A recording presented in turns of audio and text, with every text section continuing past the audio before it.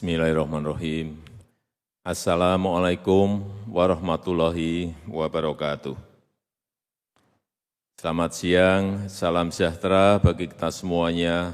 Shalom, Om Swastiastu, Namo Buddhaya, salam kebajikan. Yang saya hormati para Menteri Kabinet Indonesia Maju, yang saya hormati para Duta Besar yang hadir, yang saya hormati CEO Kompas Gramedia, Bapak Lili Utama, beserta para CEO, Ketua Kadin, Ketua Asosiasi yang hadir, Bapak Ibu hadirin undangan yang berbahagia.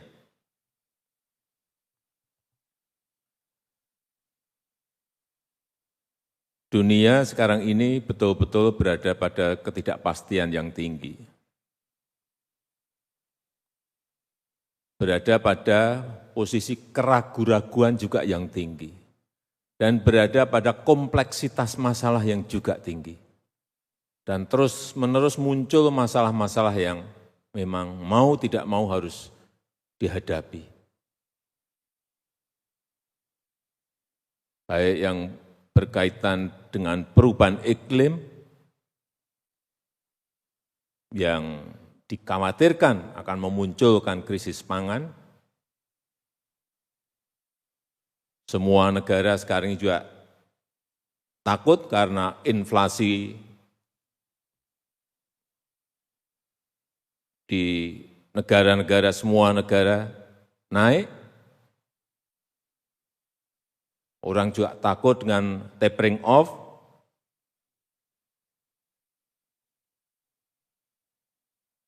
Dan bingungnya negara-negara sekarang ini yang berkaitan dengan global supply chain, yang ternyata kita ketergantungan hanya pada 1, 2, 3 negara, dan juga kesulitan kontainer hampir semua negara. Inilah disrupsi yang memang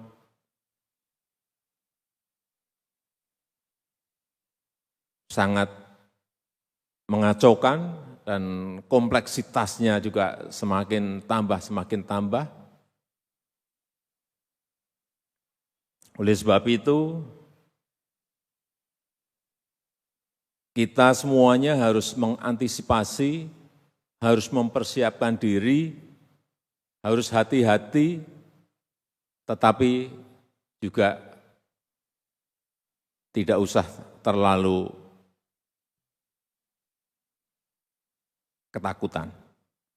Yang paling penting menurut saya, kunci ekonomi di tahun 2022 hanya satu kuncinya. Kita bisa mengendalikan yang namanya COVID. Kuncinya hanya itu.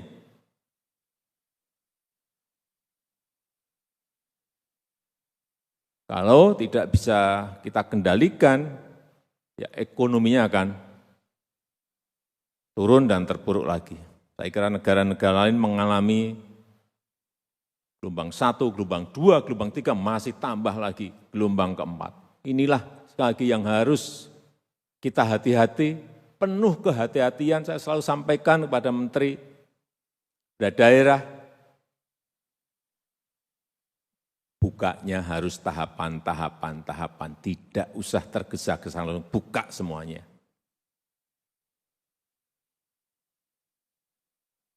Dilihat bagaimana positivity rate-nya seperti apa. Belum cukup, lihat juga bornya di rumah sakit seperti apa. Cek lagi testing dan tracing di setiap daerah seperti apa. Semuanya memang kita harus hati-hati. Dan perkembangan COVID, hari ini saya kira kita patut syukuri, kita bisa kembali ke pertengahan Juli yang lalu, saat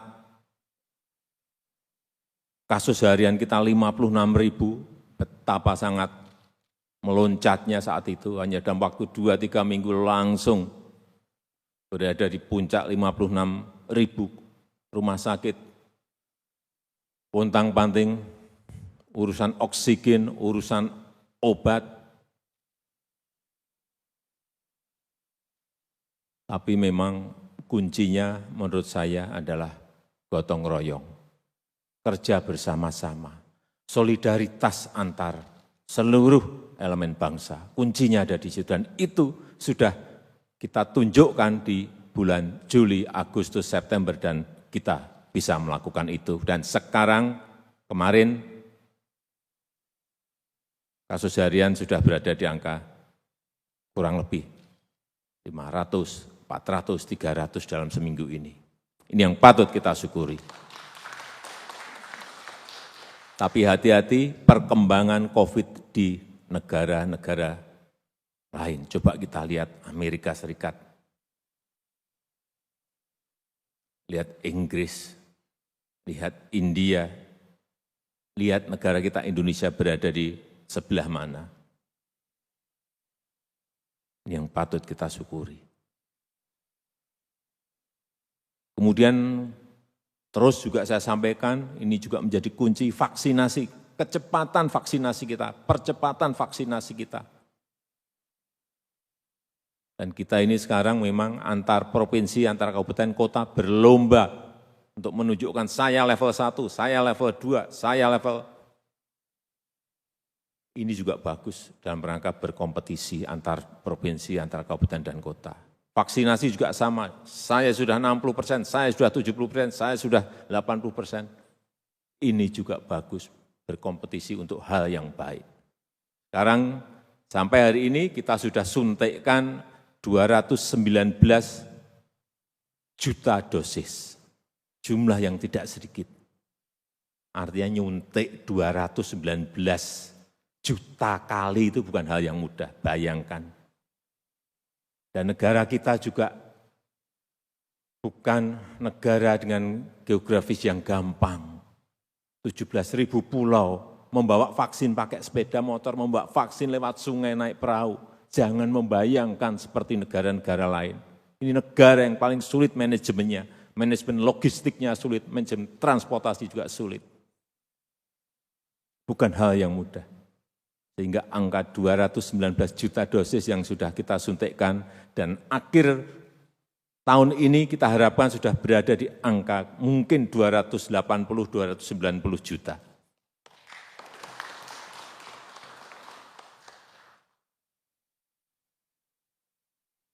Dosis 1 sudah di 63%. Kemudian kalau kita lihat kita bisa mengendalikan ini, mengendalikan COVID, pegang betul COVID. Ekonominya insya Allah akan merangkak naik. Dan indikator itu sekarang kelihatan. Kita lihat indikator-indikatornya. Untuk konsumsi, misalnya indeks keyakinan konsumen sudah kembali lagi pada posisi sebelum kita kena COVID. Sudah di angka 113,4. Naik. Dan saya yakin kalau kondisinya seperti ini terus, itu akan naik terus. RSI-nya, Retail and Sales Index-nya juga menguat seiring dengan peningkatan mobilitas.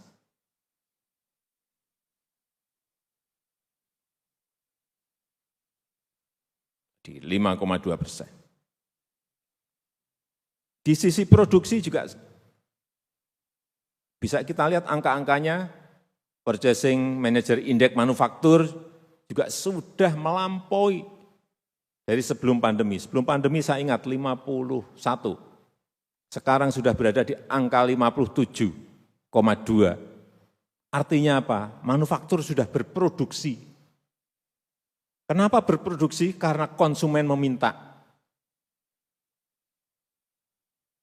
Ada demand di situ. Enggak mungkin enggak ada demand dia berproduksi. Sehingga kita berada di 57,2. Permintaan tidak hanya dalam negeri tetapi juga ekspor. Jadi dilihat kita, angka ekspor kita naik 53% bulan ini. Impor juga naik 51%, impornya artinya bahan baku, bahan penolong itu. Ini hal-hal yang positif yang harus kita pertahankan terus dengan cara apa? COVID dikendalikan benar. Kemarin saya lihat ada 5 provinsi yang naik sedikit saja. Hati-hati ini. Ini harus dikejar, turunkan lagi. Kirimkan tim ke sana. Karena kita takut betul menaik sedikit saja. Kalau tidak kita kejar, kita lakukan sesuatu di provinsi itu, naik, tahu-tahu kayak bulan Juli itu hanya waktu 2-3 minggu tidak terkendali langsung meloncat ke 56.000. Dan alhamdulillah ini yang paling penting sebagai fondasi infrastruktur kita ini satu demi satu sudah mulai selesai. Jalan tol dalam 6 tahun ini telah selesai 1.640 km. Kalau non jalan tol sudah 4.600 km. Bandar udara kita sudah telah bangun yang baru 15 bandara baru dan 38 ekspansi dan perbaikan bandara lama. Pelabuhan kita telah bangun 124 pelabuhan baru. Bendungan juga telah kita bangun dalam rangka ketahanan pangan kita, 22 bendungan sampai sekarang, nanti sampai 2024 perkiraan kita mungkin 65 bendungan bisa kita selesaikan. Inilah saya kira sebuah fondasi dalam jangka menengah dan panjang yang penting dalam rangka kita menapak pada kemajuan negara kita Indonesia. Dan saya sudah sampaikan pada provinsi, kabupaten, dan kota, agar jalan-jalan yang sudah kita bangun ini, misalnya jalan tol ini, segera dihubungkan dengan kawasan-kawasan pertanian, kawasan pariwisata, kawasan perkebunan, kawasan industri. Itu tugasnya provinsi, kabupaten, dan kota.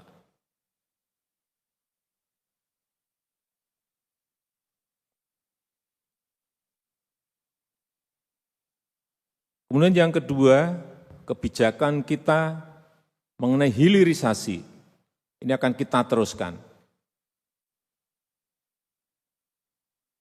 Kalau sudah kita stop nikel stop.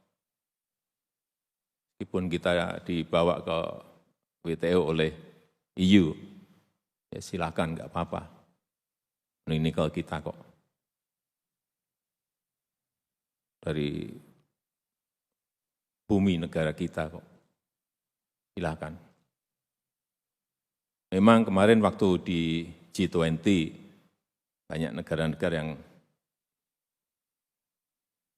menyampaikan kepada saya mengenai nikel itu. Loh, saya sampaikan loh. Kita ingin membuka lapangan kerja yang seluas-luasnya di Indonesia. Kalau saya buka nikel dan saya kirim raw material, kita kirim raw material dari Indonesia ke Eropa, ke negara-negara lain, yang buka lapangan kerja mereka dong. Kita enggak dapat apa-apa. Tapi kalau mau kerja sama, ayo. Kerja sama setengah jadi di Indonesia, enggak apa-apa, nanti setengah jadi dikirim ke negaramu, jadikan barang jadi, enggak apa-apa kok. Kita terbuka. Tapi bikin di sini, invest di sini. Jadi kita enggak menutup diri kok, kita terbuka. Tapi kalau kita suruh kirim bahan mentah terus enggak, stop. Jangan berpikir Indonesia akan kirim bahan mentah. Nikel pertama, udah stop. Tahun depan mungkin bisa stop bauksit. Kalau smelter kita siap, stop bauksit. Sehingga kita bisa membuka lapangan kerja, hilirisasi, industrialisasi di negara kita. Bauksit sudah, tahun depannya lagi, stop tembaga. Karena smelter kita di Gresik sudah mungkin hampir selesai, stop. Kenapa kita lakukan ini? Ya, kita ingin nilai tambah. Kita ingin added value. Kita ingin ciptakan lapangan kerja yang sebanyak-banyaknya. Dan itu sekarang mulai disadari oleh negara-negara lain. Mereka mau tidak mau,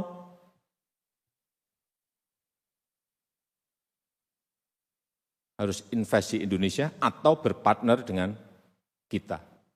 Pilihannya hanya itu aja.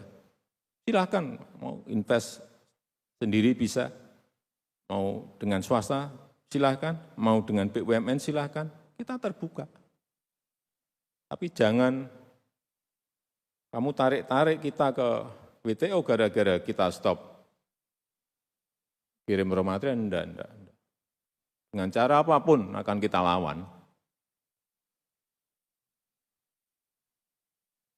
Contoh nikel ore.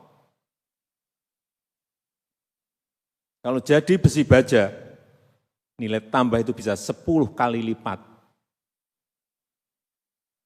Sehingga kita ingat, sekarang ini lompatan ekspor kita tinggi itu sebenarnya dari sini. Sampai akhir tahun perkiraan saya bisa 20 miliar. Karena di bulan Oktober ini sudah 16,5 miliar US dollar. Akhir tahun perkiraan saya, estimasi saya bisa 20 miliar US dollar. Hanya dari kita stop nikel.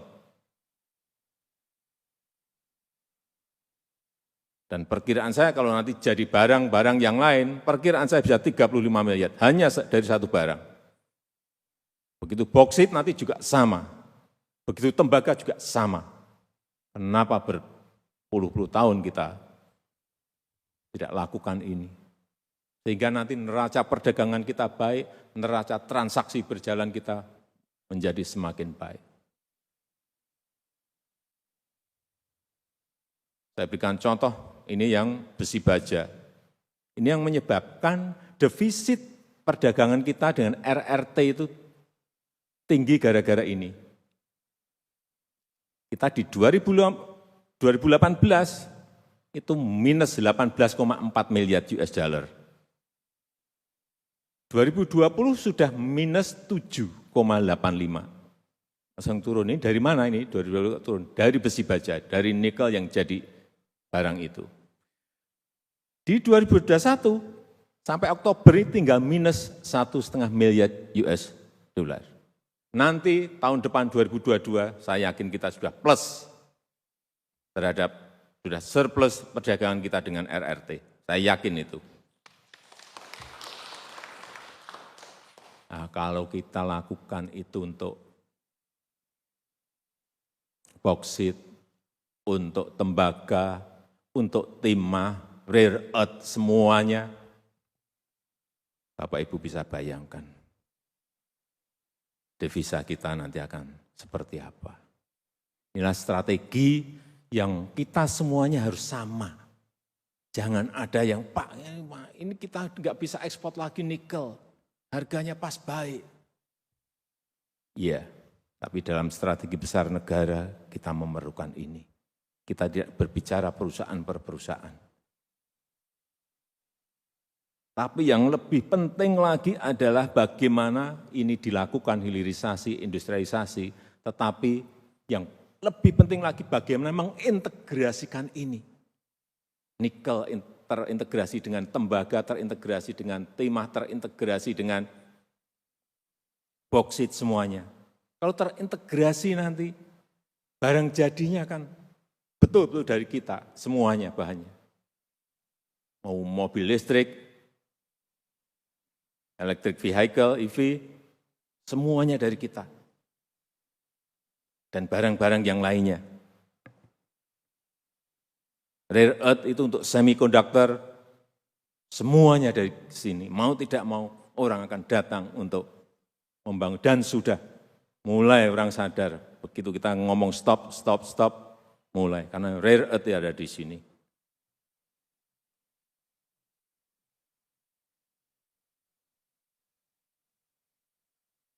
Contoh lagi, stainless steel yang dibikin jarum suntik.